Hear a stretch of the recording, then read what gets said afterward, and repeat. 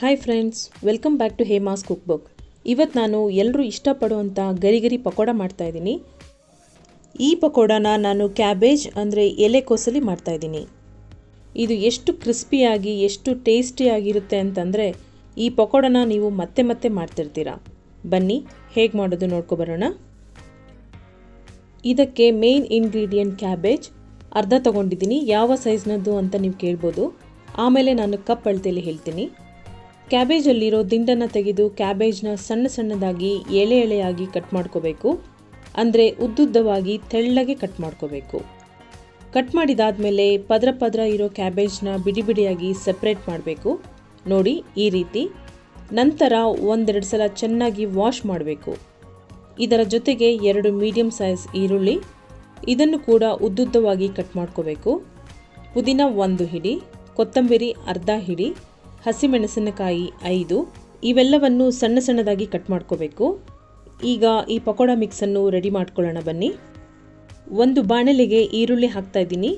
ನಂತರ 2 cup cabbage, ಅರ್ಧ hole cabbage cut ಮಾಡ್ಕೊಂಡಿದ್ನಲ್ಲ ಅದು ಸರಿಯಾಗಿ 2 ಕಪ್ ಆಯಿತು. ನಂತರ ಸಣ್ಣದಾಗಿ ಹಚ್ಚಿರುವ ಪುದೀನ, ಕೊತ್ತಂಬರಿ ಹಾಗೂ ಹಸಿಮೆಣಸಿನಕಾಯಿ ಹಾಕ್ತಾ ಇದ್ದೀನಿ. ಇದಕ್ಕೆ ನೀವು ಕರಿಬೇವು, ಸಬ್ಸಿಗೆ ಸೊಪ್ಪು ಕೂಡ ಹಾಕ್ಕೋಬೋದು. ಕ್ಯಾಬೇಜ್ ಅಳತೆ ಮಾಡ್ಕೊಂಡಿದ್ನಲ್ಲ ಅದೇ ಕಪ್ನಲ್ಲಿ 1.5 ಕಪ್ ಆಗೋಷ್ಟು ಕಡಲೆ ಹಿಟ್ಟು ಹಾಕ್ತಾ ಇದ್ದೀನಿ. ಬಟ್ ನಾನಿಲ್ಲಿ ಮೊದಲಿಗೆ 1 ಕಪ್ ಕಡಲೆ ಹಿಟ್ಟು ಮಾತ್ರ ಹಾಕೋತಾ ಇದ್ದೀನಿ. ಅರ್ಧ ಕಪ್ ಆಮೇಲೆ ಹಾಕ್ತೀನಿ. 1 ಕಪ್ ಕಡಲೆ ಹಿಟ್ಟಿಗೆ 2 ಟೇಬಲ್ ಸ್ಪೂನ್ ಅಕ್ಕಿ ಹಿಟ್ಟು ಬೇಕು. ಅರ್ಧ ಟೇಬಲ್ ಸ್ಪೂನ್ ಉಪ್ಪು, ಅರ್ಧ ಟೇಬಲ್ ಸ್ಪೂನ್ ಚಿಲ್ಲಿ ಪೌಡರ್, 2 ಚಿಟಿಕೆ ಸೋಡಾ ಹಾಕಿ ಸ್ವಲ್ಪ ನೀರು ಹಾಕಿ ಕಲಿಸ್ಕೋಬೇಕು.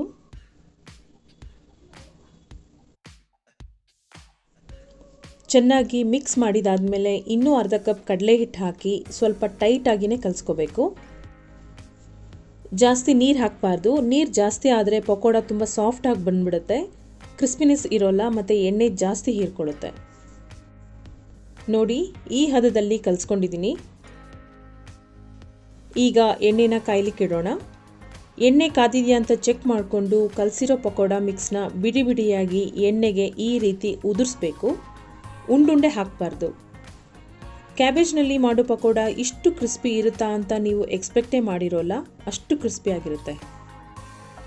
ಟೇಸ್ಟ್ ಅಂತೂ ಅದ್ಭುತವಾಗಿರುತ್ತೆ.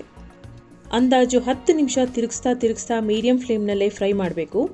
ಪಕೋಡ ಪೂರ್ತಿ ಬ್ರೌನಿಷ್ಗೆ ತಿರುಗುತ್ತೆ. ಆಗ ಎಣ್ಣೆಯಿಂದ ಒಂದು ಪೀಸ್ ಪಕೋಡನ ತೆಗೆದು ಗಟ್ಟಿಯಾಗಿ ಕ್ರಿಸ್ಪಿಯಾಗಿ ಇದೆಯಾ ಅಂತ ಚೆಕ್ ಮಾಡಬೇಕು. ಅಲ್ಲಿವರೆಗೂ ಎಣ್ಣೆಯಲ್ಲೇ ಬಿಟ್ಟು ನಂತರ ತೆಗಿಬೇಕು. ನೋಡಿ ಗರಿಗರಿಯಾದ ಪಕೋಡ ರೆಡಿ ಆಯಿತು. ಇದನ್ನು ಹಾಗೇನೂ ತಿನ್ಬೋದು, ಟೊಮೆಟೊ ಸಾಸ್ ಜೊತೆ ಕೂಡ ತಿನ್ಬೋದು. ಮಕ್ಕಳಿಗಂತೂ ಇದು ಫೇವ್ರೆಟ್ ಸ್ನ್ಯಾಕ್ಸ್ ಆಗಿಬಿಡುತ್ತೆ. ನೀವೊಂದ್ಸಲ ಟ್ರೈ ಮಾಡಿ ಫ್ರೆಂಡ್ಸ್. ಬೇಕ್ರಿಲಿ ಮಾಡೋ ಪಕೋಡ ಅಥವಾ ಅಡುಗೆ ಭಟ್ರು ಮಾಡೋ ಪಕೋಡ ಇಂಥ ಚೆನ್ನಾಗಿರುತ್ತೆ. Thanks for watching friends. ಈ ರೆಸಿಪಿ ನಿಮಗೆ ಇಷ್ಟ ಆದರೆ ಪ್ಲೀಸ್ ಲೈಕ್ ಮಾಡಿ ಹಾಗೂ ಶೇರ್ ಮಾಡಿ. ಸಬ್ಸ್ಕ್ರೈಬ್ ಆಗೋಗಂತೂ ಮರಿಲೇಬೇಡಿ. Bye friends.